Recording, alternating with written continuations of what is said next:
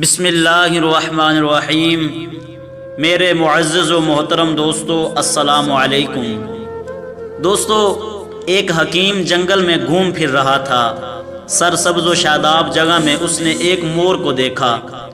مور اپنے خوبصورت پروں کو اکھیڑ رہا تھا۔ حکیم کو یہ ماجرا دیکھ کر بڑی حیرت ہوئی۔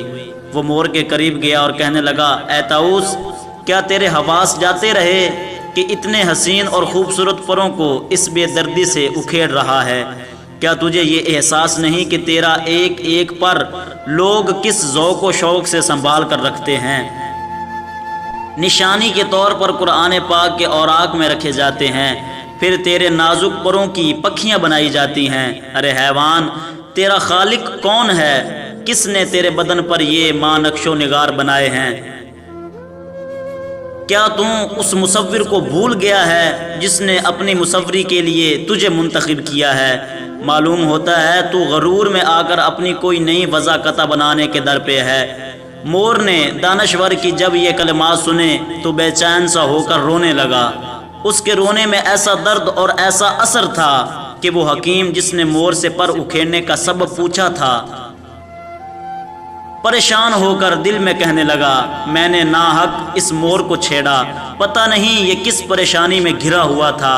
کاش وہ حکیم جان سکتا کہ مور کے ایک ایک آنسو میں کیا کیا راز پوشیدہ ہے، اسے ان آنسوؤں کی کیا قدر۔ طاؤس نے کہا، اے نادان، افسوس ہے تیری عقل و بصیرت پر کہ ابھی تک تو طلسمی رنگ و بو میں گرفتار ہے، الٹا مجھ پہ اکھیڑنے پر متعون کرتا ہے اور مجھے ہی ملزم ٹھہرا رہا ہے۔ کیا تو نہیں جانتا کہ ہر طرف سے سینکڑوں بلائیں انہی بازوؤں کے لیے میری طرف آتی ہیں؟ ظالم شکاری انہی پروں کے لیے ہر طرف جال بچھاتا ہے۔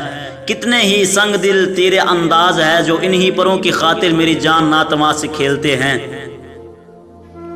ایسی ناگہانی آفتوں سے، ایسی بلاؤں سے اور ایسی المناک موت سے اپنے آپ کو بچائے رکھنے کی مجھ میں طاقت نہیں، اس لیے یہی راستہ نظر آیا کہ ان بلاؤں جان پروں کو کھیڑ دوں اور اپنی صورت کو مکروہ بنا لوں تاکہ پہاڑوں اور میدانوں میں بے فکر ہو جاؤں۔